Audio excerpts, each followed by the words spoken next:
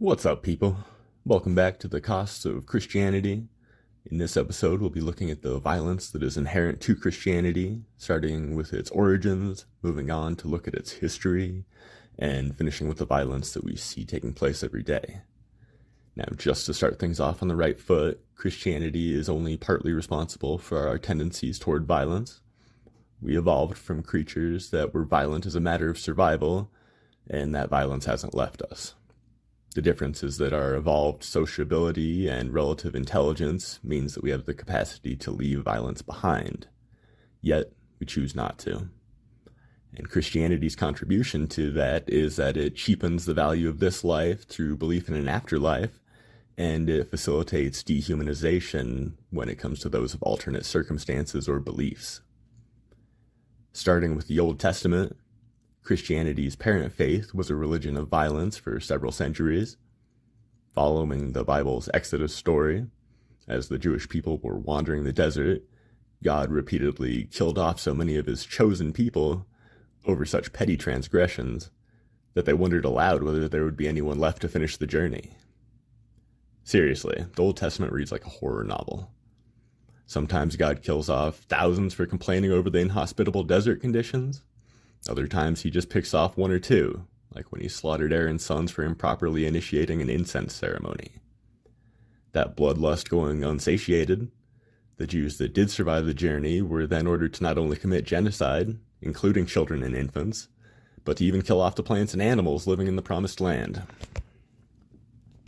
Moving on to the New Testament, there was such a glaring difference with the God of the Old Testament that some early Christians, the Marcionites, unsurprisingly concluded that there had to be two gods, an evil, destructive God of violence from the Old Testament and a benevolent one in the New. And while even non-Christians often refer to Jesus as some enlightened moral authority, they conveniently overlook the instances where he supported violence.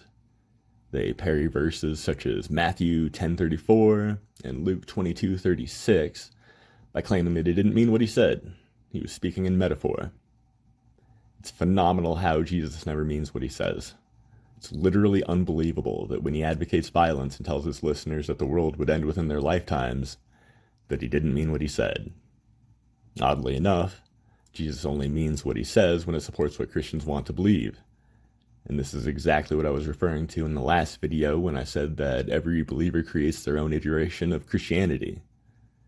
It's absolutely incredible that the benevolent Christian God would have created humanity, a species of such limited intelligence, then constantly say things that he doesn't mean, leaving those ignorant beings to interpret his words, with a majority inevitably getting it wrong and suffering eternal torment for the shortcomings of the intellect they were created with. And Christianity's native violence has been simultaneously aided by its native dehumanization, where Jesus refers to Gentiles as dogs, another example of a verse where he surely didn't mean what he said, and Paul refers to other early Christians as dogs.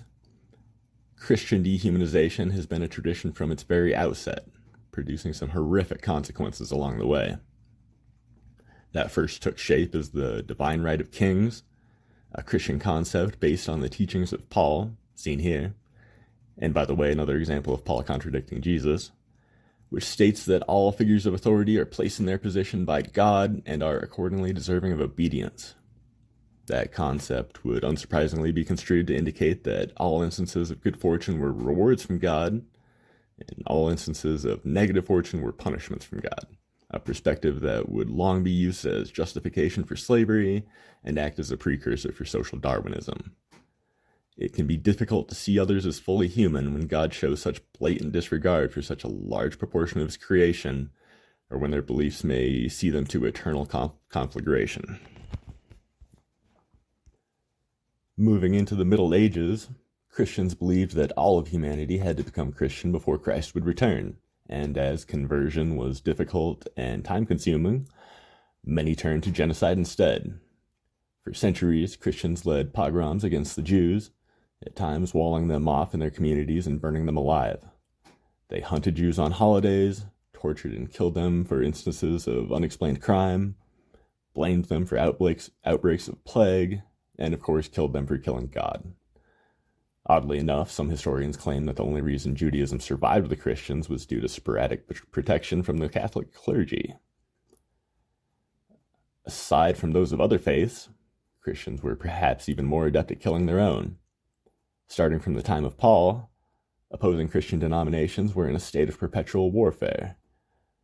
The problem was less obvious while Christianity was in its infancy, but following Constantine, seen here, Christian-on-Christian violence became a major issue, to the point that by the time of Islam, some of the Muslim caliphates were creating task forces to patrol on Sundays and keep the Christians from killing each other. Totally bypassing the Crusades, the dozens of wars over the Great Schism and Protestantism, the Inquisitions. Seriously, this could turn into a 5-hour episode and I still wouldn't have even scratched the surface.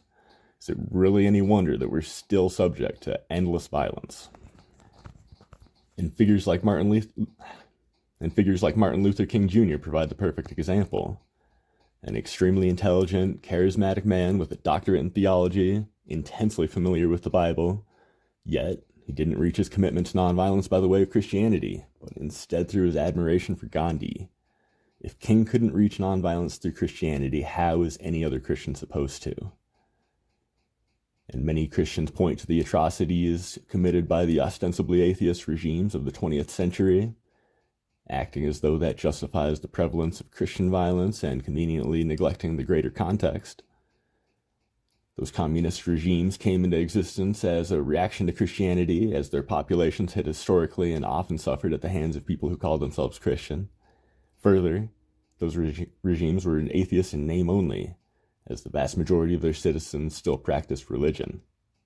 And some of the atrocities that took place were originally products of Christianity, with forcing the Jews to wear identifying clothing being a Christian invention introduced over 1,000 years prior, and total extermination of the Jews being a goal of Christianity since the 4th century.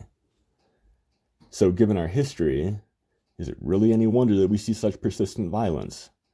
It's not a coincidence that Christians refer to themselves as soldiers and warriors, advocating gun ownership and echoing the same trash logic every time innocents are gunned down.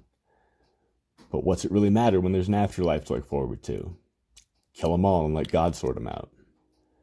The modern U.S. was birthed from Christian culture, and violence is a Christian tradition. It's completely normalized, and a commitment to nonviolence is a totally foreign notion. We applaud men giving each other brain damage every Sunday, and far more directly achieving that, pro wrestling, MMA, and boxing aren't just condoned, but glorified. Just as we condemn the Romans as barbaric for their gladiators murdering to entertain the masses is precisely how we'll be condemned in the future. And that's exactly what I mean when I say that even non-believers carry on the traditions that Christianity has passed down. Violence completely saturates our culture, and by not taking a stand against it, we allow it to carry on as though there's nothing that can or should be done about it. Just to be clear, I am in no way arguing for pacifism. There will almost undoubtedly always be violent humans, and it's the responsibility of those committed to nonviolence to keep them in check. Oddly enough, it's the responsibility of the nonviolent to be even better prepared for violence. The difference is that we never glorify it or attempt to justify it.